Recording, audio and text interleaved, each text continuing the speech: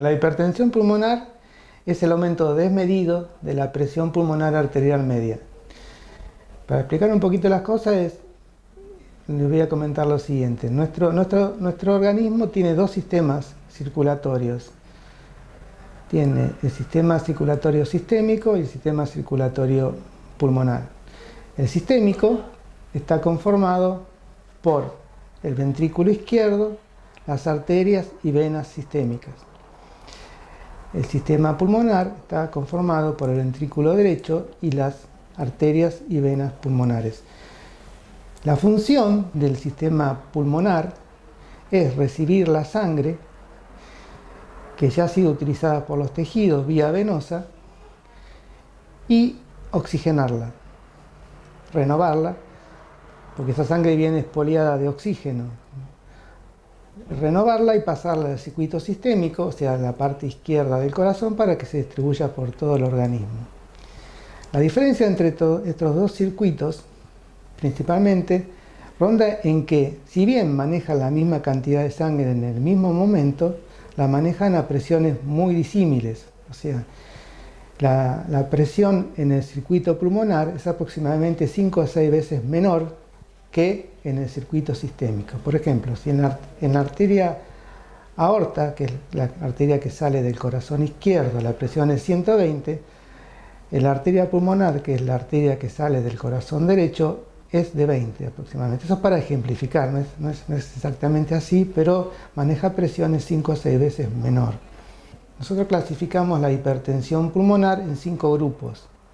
El grupo 1, que engloba enfermedades como la hipertensión arterial idiopática, la que es de causa desconocida, las formas familiares de hipertensión arterial pulmonar, las formas hereditarias, las secundarias a enfermedades del tejido conectivo, como la esclerodermia, lupus, dermatomiositis, las secundarias a HIV, las secundarias a cardiopatías congénitas, las secundarias a hepatopatías crónicas, para citar algunas de este grupo, que es el grupo 1, que se denomina hipertensión arterial pulmonar, este grupo.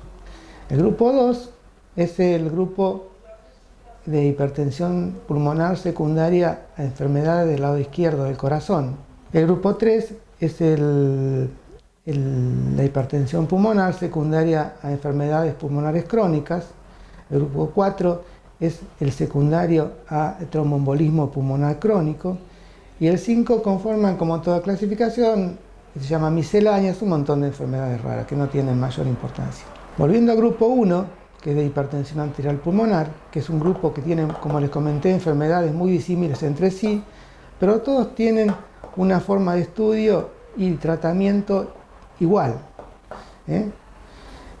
Este grupo 1 es de baja incidencia y de baja prevalencia. Incidencia para ejemplificar, es el número de casos nuevos por millón de habitantes.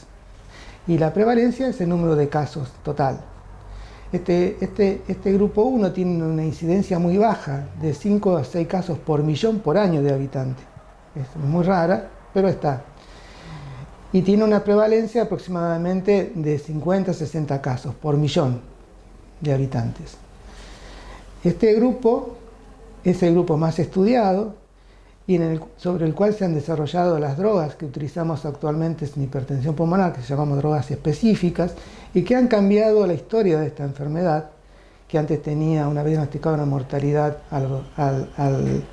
casi del 100% a los 2 años, y hoy actualmente con estas drogas, que son un montón, y la verdad que es uno de los aspectos de la medicina que más ha avanzado, el estudio de las drogas de hipertensión pulmonar, hacen que la enfermedad se transforme en una enfermedad crónica, como el SIDA, que si bien no la curamos, los pacientes tienen una sobrevida mucho más prolongada y viven bien. El grupo 2 es secundario de enfermedades del lado izquierdo del corazón. Es el grupo más numeroso, o sea, gran parte, casi la mitad de los pacientes que tienen enfermedad, por ejemplo, insuficiencia cardíaca, con el tiempo desarrollan hipertensión pulmonar, pero no tienen tratamiento específico. El tratamiento es de la enfermedad de base. Lo mismo pasa con el grupo 3, que son enfermedades pulmonares, en el cual no hay tampoco tratamiento específico, sino que es el tratamiento de la enfermedad de base. Los pacientes tienen hipertensión, que les oscurece el pronóstico cuando tienen hipertensión, pero lamentablemente no podemos influir de forma directa sobre la hipertensión. El grupo 4 es el grupo del tromboembolismo pulmonar crónico, también es de baja incidencia y prevalencia, que son los pacientes que tienen tromboembolismo de pulmón repetidos, y es como aquí, que las embolias, que serían estas amarillitas, van tapando sucesivamente las arterias y de esa forma se achica el árbol vascular pulmonar y se desarrolla hipertensión. Los síntomas son totalmente inespecíficos. El motivo de consulta la mayor de las veces es la falta de aire, o sea, la disnea, que el paciente se va adaptando progresivamente. Empiezan con disnea a grandes esfuerzos, después de medianos esfuerzos, después de pequeños esfuerzos, hasta transformarse en disnea, en falta de aire de reposo. Como es un síntoma inespecífico, muchas veces los pacientes se van adaptando, como les dije, a la disnea y tardan mucho en consultar. Otra causa frecuente de consulta, sobre todo en gente joven que hace deportes, es la aparición de síncopes, o sea, la pérdida transitoria de la conciencia después de hacer un esfuerzo desmedido. Pero de por sí no tiene síntomas específicos la hipertensión arterial. Por supuesto que el paciente a veces llega en etapas muy avanzadas, en etapas 3-4 de la enfermedad, y el primer ingreso, el primer contacto que tenemos con el paciente es que el paciente ingresa a unidad coronaria por insuficiencia cardíaca, que es la causa de muerte en estos pacientes la mayoría de las veces. Lamentablemente esto no ocurre solamente acá en Argentina, el retardo en el diagnóstico, que aproximadamente es 2 años y medio, 2 años, sino en todo el mundo. En los países más desarrollados el retardo diagnóstico es exactamente igual. El motivo es que por ahí los síntomas, como dije, son totalmente inespecíficos y que los médicos no estaban habituados a pensar que el paciente puede llegar a tener hipertensión pulmonar. Hoy en día, por lo menos los médicos en el ambiente que yo me muevo, piensan todo el día en hipertensión pulmonar. Es la forma de poder diagnosticarla tempranamente. Y otra cosa es sobre los grupos de riesgo que pueden tener hipertensión pulmonar. Por ejemplo, los pacientes que tienen enfermedades reumatológicas, los que tienen SIDA, los que tienen hepatopatías crónicas, los que tienen cardiopatías congénitas.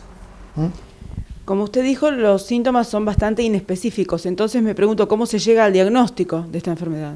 El diagnóstico se llega cuando le hacemos los estudios a un paciente que consulta por disnea, incluir dentro del estudio de disnea no solo el examen clínico, la espirometría, sino también incluir un ecocardiograma, ya pensando en que tiene hipertensión arterial, porque es el método de elección para hacer el screening, para hacer el diagnóstico presuntivo de hipertensión pulmonar. O sea, lo que pasa es que a veces el paciente, entre que consulta y llega a tener contacto con un traductor de un ecógrafo, pasan años. Muchas veces pasan años. Tiene un montón de estudios, pero por ahí no tiene un ecocardiograma. Con el ecocardiograma detectamos presión pulmonar y hacemos el diagnóstico presuntivo. El diagnóstico de certeza de hipertensión pulmonar se debe hacer por cateterismo derecho. Así se llega al diagnóstico. El paciente se le pone el sello de diagnóstico de hipertensión pulmonar después que le hagamos un cateterismo derecho. Los únicos grupos que tienen tratamiento son el grupo 1 y el grupo 4. El grupo 4 tiene la posibilidad de curarse completamente a través, que son las que tienen trombos, a través de cirugía o angioplastía pulmonar. Son los únicos pacientes con hipertensión pulmonar que tienen posibilidad de curarse totalmente. Los del grupo 4 son los secundarios a tromboembolismo pulmonar crónico. El grupo 1, que es el grupo más extenso en cantidad de patologías, pero como ya dije, son muy disímiles, pero se estudian y se tratan todas igual. El tratamiento es igual para todos. Tenemos drogas específicas, son drogas nuevas, son excelentes. Tenemos varios grupos de drogas. Deben ser seguidos en centros especializados, centros de referencia para hipertensión pulmonar. En todo el mundo se recomienda que estos pacientes, una vez que se hace el diagnóstico, sean referidos a centros de referencia, porque el tratamiento no lo hace un solo médico, lo hace un equipo médico conformado por clínicos, cardiólogos, reumatólogos, neumonólogos, terapistas ocupacionales, servicio social, que es la pata más importante del equipo médico y que se ocupa de toda la logística para que estos pacientes puedan reacomodarse otra vez en la vida y hacer el trámite para que estos pacientes puedan conseguir las medicaciones que de por sí son bastante caras. Las drogas son caras, pero bueno, alguien tiene que tratar a estos enfermos. Son pacientes jóvenes, son pacientes muy jóvenes, algunos menores de 20 años, pero la mayoría son jóvenes. Aquí en Mar del Plata tenemos este centro especializado. Acá el centro especializado, que es un centro de referencia, está en el Hospital Regional, que es uno de los centros de referencia en el país con más pacientes. En el Registro Nacional ocupa una posición muy importante, que el Registro Nacional Mar del Plata aporta más del 10% al Registro Nacional de Pacientes con Hipertensión Pulmonar.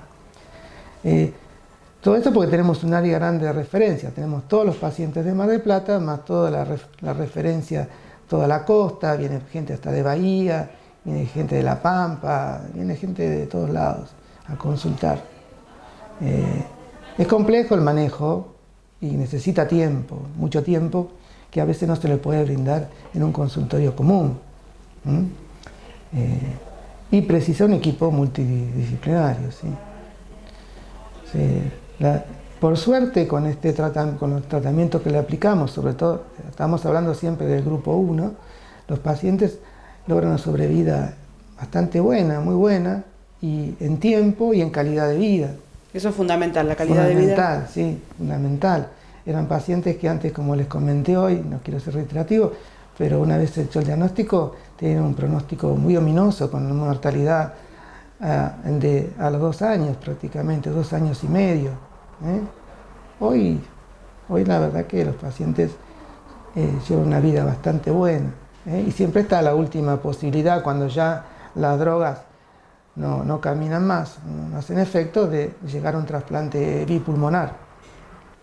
Bueno, el mensaje para la población en general es que ante la presencia de falta de aire no explicada, pacientes jóvenes, pacientes con signos de insuficiencia cardíaca derecha, pacientes con enfermedad pulmonar que no responden al tratamiento, pacientes con enfermedades reumatológicas, con HIV, todos estos pacientes, cuando tienen disnea, como les dije, de causa no explicada, deben consultar al centro de salud más cercano para que sean guiados para dónde recurrir para seguir su estudio y tratamiento.